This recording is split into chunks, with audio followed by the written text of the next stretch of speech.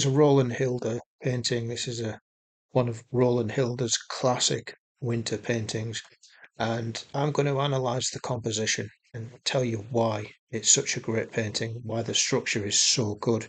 It's complete master tier, professional level of composition. So first and foremost, if you notice, the horizon sits about 40%. It's not a 50-50. Some Roland Hilders are actually 50-50, makes it work as well. The sky is the dominant mass. The sky rules this painting, but it's still quiet. It's not it's not trying to get too much attention. So it's not dominating too much, but it is the dominant mass, and it's deliberately kept fairly muted. That's very clever, and that's deliberate. Because if this was going to be if you like, a showpiece sky, it would steal too much attention and everything else would be completely invalidated. So the sky is the dominant mass. The support mass are these trees. These trees are the compositional engine of the painting. They provide a number of roles in this painting. So first of all, they support the dominant mass of the sky. So these act as a support mass, a secondary mass, or a subordinate mass. They all touch each other. That's deliberate again. So they're fused as one whole mass. They're not sat there isolated and independent, atomized. They're fused together. And that is like I say, the compositional engine, that is very clever. What would have been a mistake is to say have one of these trees isolated, stood on their own, and it would have broken down, that this would have collapsed this unified mass completely. The trees provide another function as well. They provide opposition.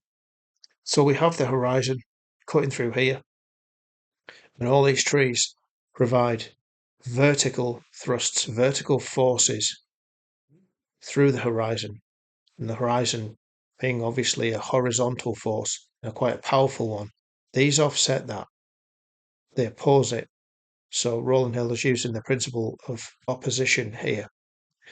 So that's two of the principles out the way. That's dominant mass is the sky, support mass for the trees, and also providing opposition.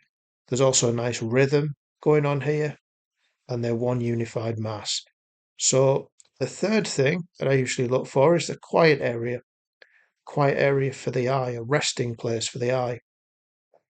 And we can see here, this is a nice quiet area for the eye to rest.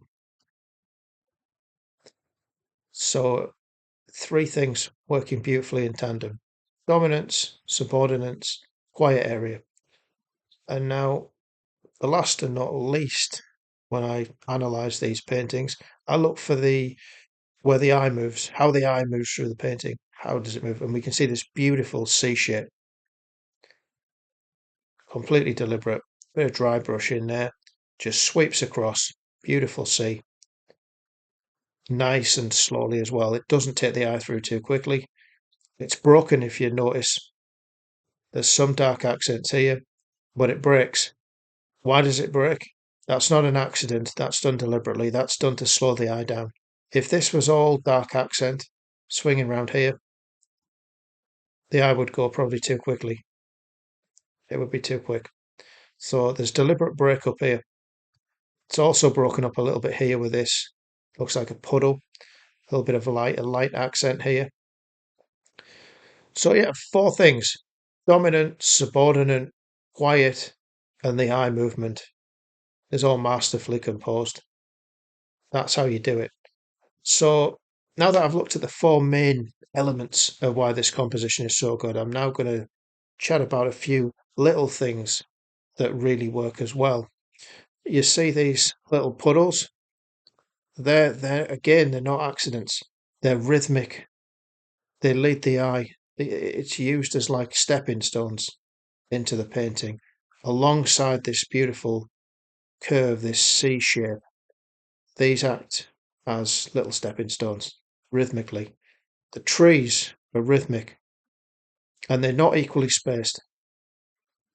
So as you can see, again, I try and use the analogy of a reading music. This this has a beat, and it's not monotonous. There is variation there, and that rhythm works. There's two things going on here. See how dark this is, and you see that this is really compressed value with the sky. It's not far off with the darkest part of the sky. That's value compression. So that's value compression, and that implies recession through aerial perspective and the compression of values here. So we've got recession through tone, recession through value compression, and recession through size. So this is a baying perspective. So these trees get smaller as they go into the background. So recession by size and recession by tone. Really dark accents in here, muted here, compressed here, like this. We have this dark thrust here and dark accent here. Again, this is another passage for the eye. This is placed here. This darker accent here is placed here. So we're not vying over here. The eye's not wandering over here. It's kept on track here, or it can come here. So there's two entry points from the left, from the right. The right will be the dominant because of the dark accent. The eye will naturally gravitate to the dark accent and follow the C curve around like this. So rhythms, recession through tone and size on top of it all. And we'd have this figure, this little figure. Now, figures can make or break a painting. This works beautifully. The figure adds a number of things. First of all, the figure is a punctuation mark. As I often compare composition to grammar. It's the grammar of painting. And we have punctuation marks here. We have another one here with a figure. It adds another punctuation mark. Otherwise, this would just be just a sweep around. Without these puddles, without this figure, it'd just be one sweep. So it adds necessary punctuation, again to slow the eye down, to control the speed of the eye around this curve. And it's no accident that the figure is on the curve just before the curve ends. So the figure also anchors the value somewhat, provides an interesting contrast, if you like, between the quiet space here and this is almost a completely dark accent of a figure with what seems to be two dogs. So there's contrast there for maximum attention.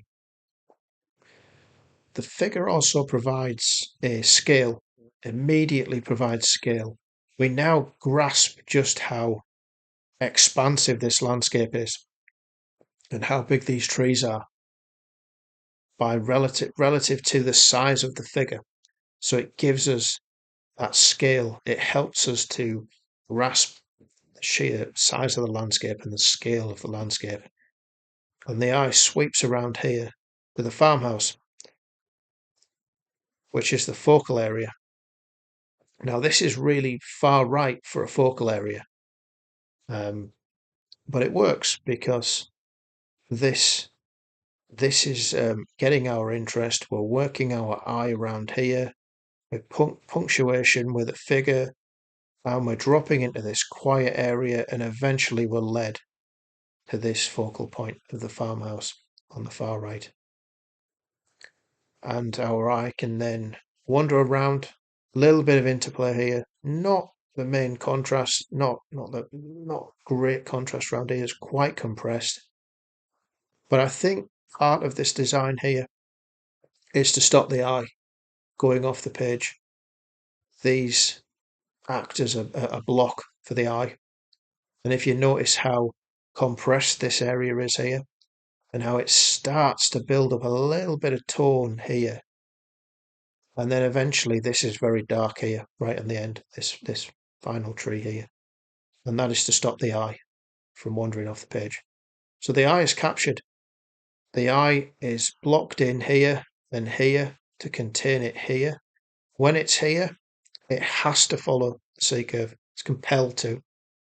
Punctuation marks control the speed of the eye through until we get to the farmhouse, which is the focal area. You can then, once you're at the focal area, you can then ascend into the sky. Nice bit of light interplay here. There's a narrative element here with the birds. So the eye is contained. In these masterpiece compositions, the eye is always contained. It's not allowed to escape anywhere. We are forced. Great composers, great paintings force us, lead us naturally to the focal area. And from there, we can wander around and explore, but never escape, never lets the eye fly off the page. So that's the main elements of why this works. So I hope that's been helpful. I try to do one of these every week, every Sunday.